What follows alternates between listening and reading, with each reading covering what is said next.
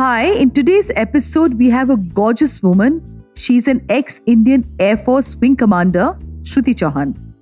So the ultimate power trip in life is to be able to fly across the globe. Shruti does that beautifully.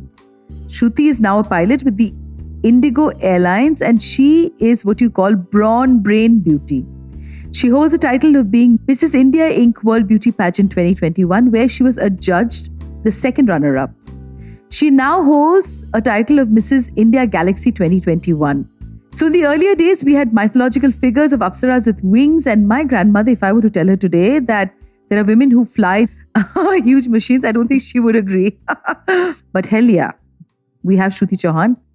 Also, there's a line that Shruti said to me when we were talking is that to question the common imagination. As women, I think we don't that easily question the common imagination of what we can do, what we can't do, what are the limitations and what is the unlimiting belief. Welcome, Shruti, on today's podcast. And let's begin a little bit about this entire moment when you decided to start flying. Thank you. Thank you so much, Mawa, firstly, for having me here. And that's a very different and a cute comparison what you did was a flying Apsara. Generally, I've been, compared with something kind of phoenix or an angel or something like that. But, that flying Apsara was very cute and I would say it was very apt. At least I felt that today right now. Yes. We used to draw, remember in Amar Chitra Kathas and all these things, Yes. We knew it as mythological figures. So yes, tell me. When I was in school, I participated in NCC, that is National Cadet Corps. In that, when I represented my state, Maharashtra, on a national level for the Republic Day camp, there I realized the power of discipline. In school, yes, we are used to a little bit of discipline, but when I actually donned the uniform of a cadet, that time I realized that discipline can do wonders and you actually realize your potential if you just follow a few things. And that actually gave imagination to me that I can, be a part of defense forces as well. So, but I wasn't sure of how to go about it. So after I finished my engineering, during engineering as well, I continued my National Cadet Corps training as a senior wing cadet from Army. And while doing the engineering, last year I applied for all the three forces. And then Army, Navy and Air Force, I got joining instructions from all the three. But, Air Force gave me wings, literally gave me a chance to fly. To be precise, only 0.02% of the world's population do have the psychomotor skills to become a pilot. And I was really, I would say I'm lucky to have those psychomotor skills. We'd really like you to explain to our listeners, what are those skills? Those skills are basically your hand-eye coordination. The word itself says the psychomotor skills. How does your mind will coordinate with your hands and your actions, your reactions to different things. Something very similar to how do we drive a car. When you know that you have to turn right, you will give a right indicator, right? And nowadays, when you just start the car and when you press the start button, after that you do few checks. Something like, if I've put off the handbrake or not. If I'm driving with the handbrake on, I should know that, that the car will get damaged in some or the other way. So it's a very simple example which I gave of a psychomotor skills. When you are into aviation, the level of psychomotor skills, the hand-eye coordination, the awareness around you needs to be of a very high quality and very high standards, which during the training or in fact, while we gave our SSB, the Services Selection Board, and we have which is called a pilot aptitude battery test. They put you in a simulator, you have different lights, different motions and everything, and along with it's kind of a video game. So and when you have to, when you think about getting into Air Force, you can give that exam only once in life. If you fail that exam, that is just a simulator exam, would you say, you cannot become a pilot again. Or you cannot even try to give that exam again. So it is that level of, I would say, perfection you need. Either you have it or you don't have it. You cannot build it. Point is that. Are you from an Air Force family, which was natural for you to get into the whole flying thing? No, absolutely no. My family is a totally civilian family. Now I'm married to a pilot. That's a different thing. But I come from a family of politicians, I would say. Not politicians, but yes, my grandfather was a freedom fighter. And since then, this nationalism was instilled in me, Since I was a kid, I used to always hear my grandfather telling us things, how he fought with the Britishers, how we actually got into fist fight with the jailers, how he burned the jailers, how he beated them up, those kind of things. So the nationalism was instilled from the word go. So, and there was, only Air Force gave me a chance to be in defense forces as well as fly. And this was a golden opportunity for me. And, as a society is, now at least people are very open minded. I'm talking about back 20 years when I decided to join Air Force. So that time people told my parents, like, you have one daughter and one son, and your daughter is already going to defense. How do you cope up with that? So, my parents said that, that's her choice. And if she wants to do something absolutely different, we're all for it. That is where my motivation came from, my own family. Because, it was a support that you had at home, right? Absolutely, absolutely. In fact, my dad wanted to get into defense forces, but my dad, while he was a kid, he was affected by polio. So his left side of the body is not as strong as his right side of the body. Okay. So, and when I told my parents that I want to get into defense, they were like all gaga and they were absolutely happy. So I never faced any kind of opposition, something from my family.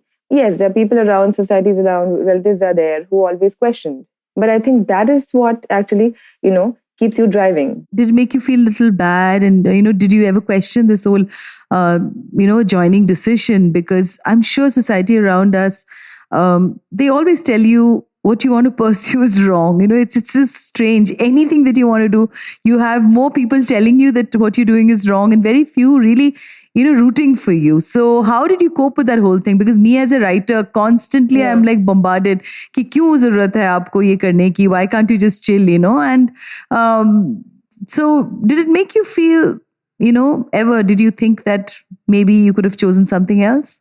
Frankly speaking, Moa, I would say no. Because, I had such a strong support system at my home that what people said to me or to my parents, it never mattered. Maybe my parents were bombarded with these kind of questions and society norms and everything, but they were so strong and they had so much belief in me that it never actually came as a hindrance or anything to me. Never, ever. Which is wonderful. I would say I'm touchwood really lucky in that aspect, and sometimes I feel sad about people that are not aware of so many things, when I tell people that I'm a pilot. Now, yes, I'm with civil airlines, that is a different thing. But when I was in Air Force, I would say people, I'm a pilot. So they would say, yes, which with airlines? I would say with Indian Air Force. I say like, what? What is that? And I would feel so... I was sometimes to go in shock, and people would know about their own country's defense forces. What something called as Indian Air Force. Wow. And then people would tell me, oh, why have you chosen that? You are an engineer, you could have chosen this. So many times I didn't even feel like giving an explanation or explaining people my point of view, because I realized from the word go that they wouldn't understand. And it's not for them to understand. I have a very pertinent question because, we see very, less number of women who are pilots. It's mostly a male-dominated industry. The air hostesses are women, and you'll find one steward who's a man. And again, I know because I write on gender, I always feel it's so skewed. So tell me absolutely candidly, how difficult has it been to be among men when it came to, the power, the entire power trip, getting your promotions, getting your salary, the whole treatment towards women? Do you think they are sensitive, or do you think it's a struggle? See, when I decided to get into Air Force, one of the reasons for me to get into Air Force is like, the profession I'm getting into, frankly, it's a gender neutral profession. The first day of my training, my instructor gave me a golden line. And that said, Beta, you're going to fly a machine. A machine doesn't know that it's been driven by a male or a female. So that should be a motivation enough to excel in whatever you're doing. And that actually stayed with me till date. If you think about it, Mawa, we generalize that, okay, women can't drive. Or men, I get that all the time. They shouldn't be cooking. And I want to ask people, or I want to tell people that why have we generalized things? Why? Who has given us this power to generalize? So that exactly what I was told to me by my instructor. Just because we were training, we were 100 cadets, and there were only 8 of us girls. That doesn't mean that you're different.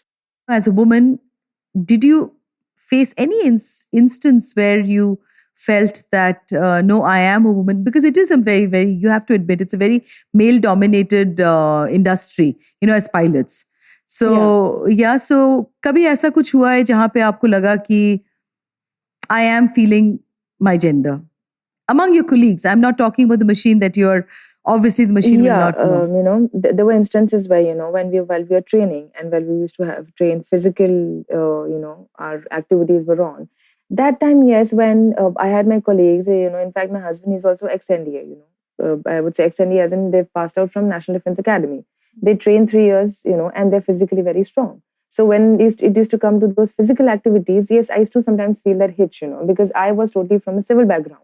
I was doing engineering before I came. And suddenly, when you have to shift your roles and you are always on your toes, doing physical activities, playing games, competing with each other, that time, yes, I did feel the hitch that okay, these guys are definitely stronger in this aspect, and that's absolutely okay, because that we all of us know that men are physically stronger. What about salaries and all? Is there a disparity or is it No, not at all. equal, Not at right? all. That's Not at all. Not at all. In fact, the irony is that if you see the tax saving, the girls will earn more, because we have more tax savings. Oh, If you see lovely. that way. Let's three cheers to that.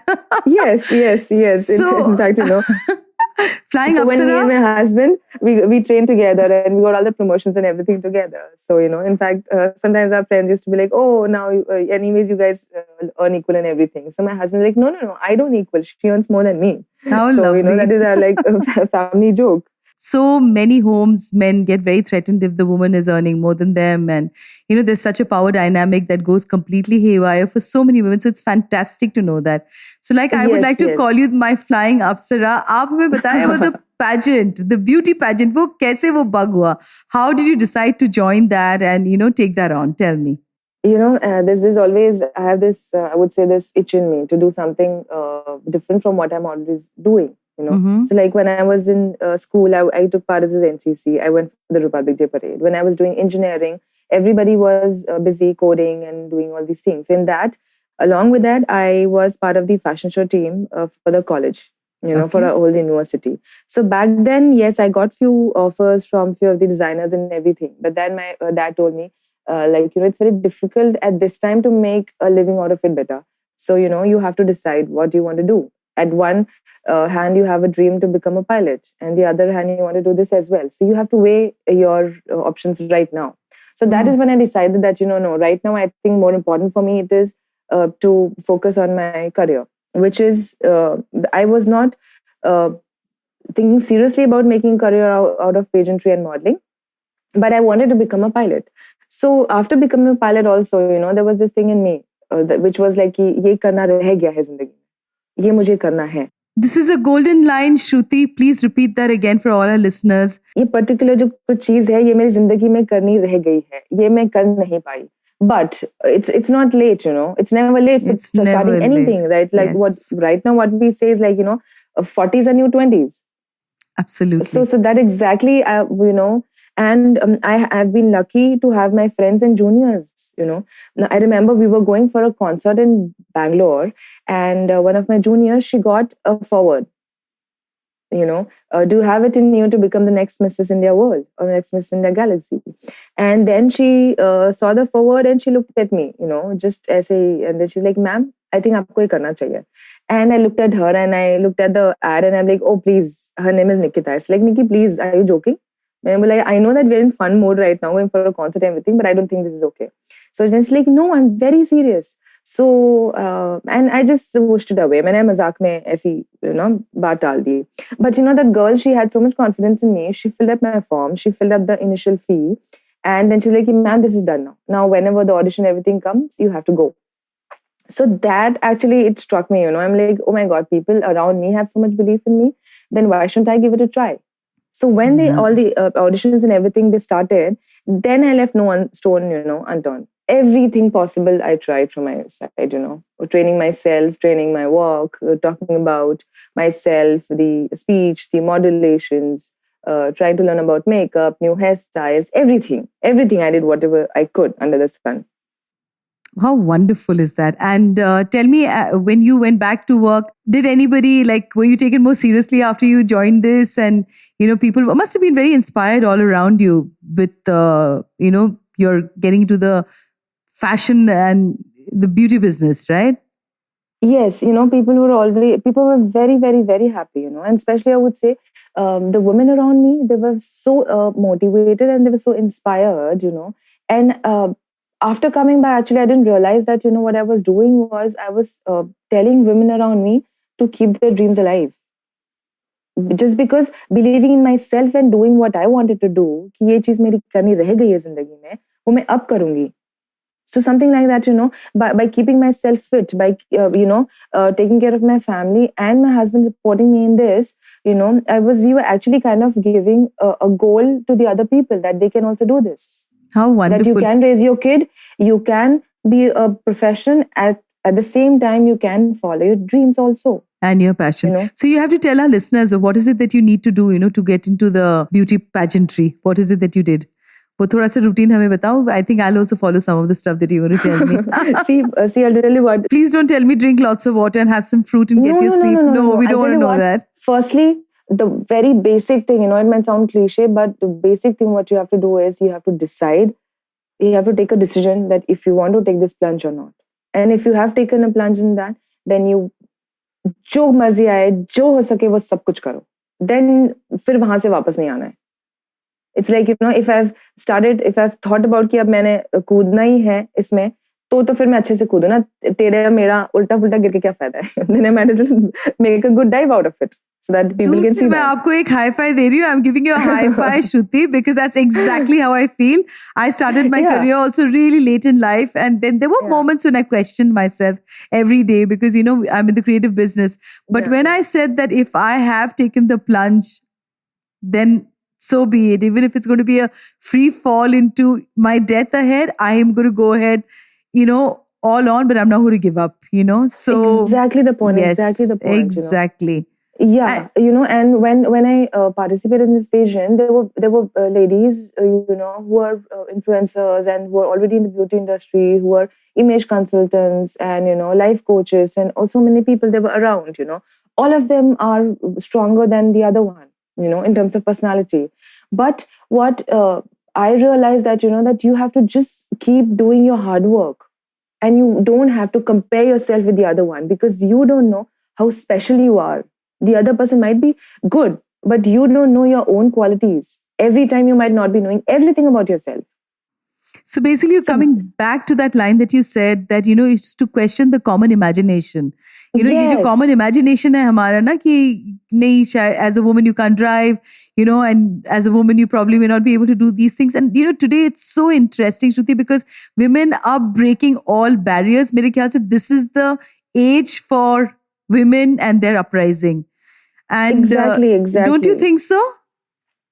Absolutely bang on what you said. Yes, it is the age. I was about to come to this thing. When even in the household normal things, everything like a common imagination that, just because ghar pe wapas aake khana banana and all those things.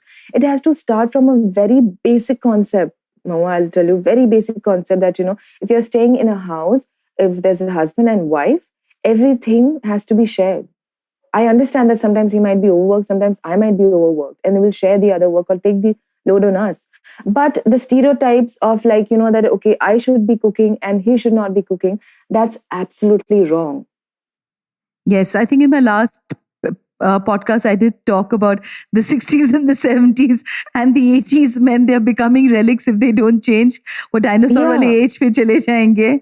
Because today the gender dynamics definitely has changed in society, and and it's for me. I mean, I'm loving it because it's amazing to meet men who are so sensitive, to the women around them. Because also, when you have both the genders respecting each other's wishes, dreams, and emotions, I think that paves the path forward for a very healthy society ahead.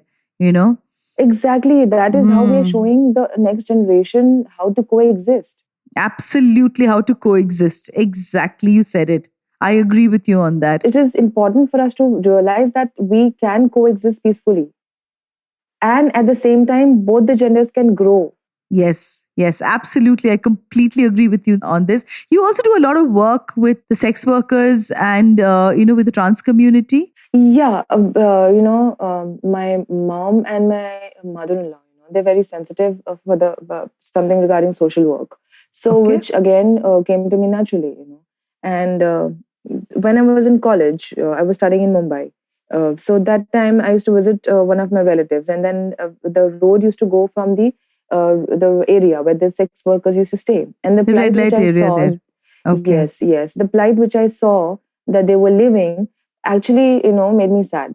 And now, Noah, you would know that now we have the uh, I would say ruling by the court that that a child can use a mother's name, right? Back then, I'm talking about 20 years back.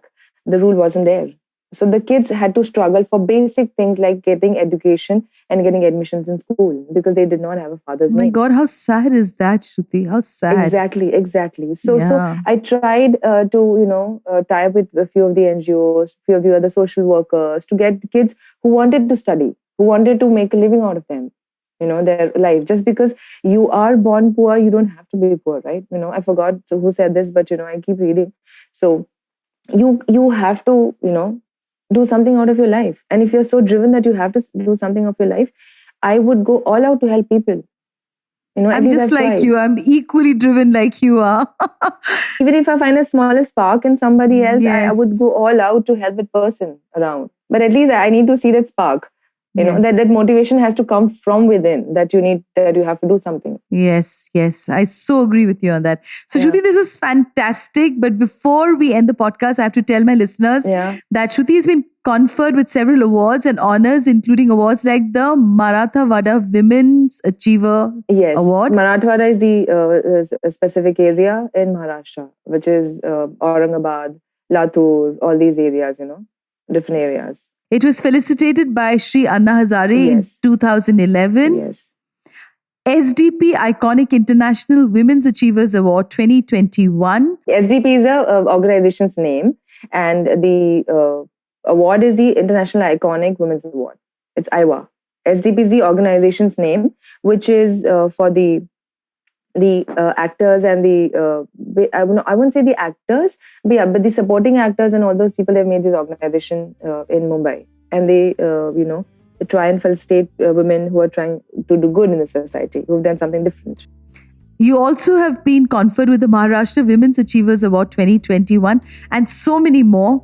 And thank you so much for being on today's podcast. It really was my honor. And what I'm going to leave the listeners with that, as Shruti Chauhan says, that let's question the common intelligence, because without that, change can't happen. Thank you so much, Shruti, for being on today's episode. Yes. Thank you so much, Mawa. It was nice talking to you. Nice talking to you too. To you, our dearest listeners, you can find us on your favorite streaming services. Find us on Spotify, Amazon Music, Apple Podcast, and of course, all other major streaming services. With loads of love, we are MoodyMo Awaaz Podcast, where Hatke is hot.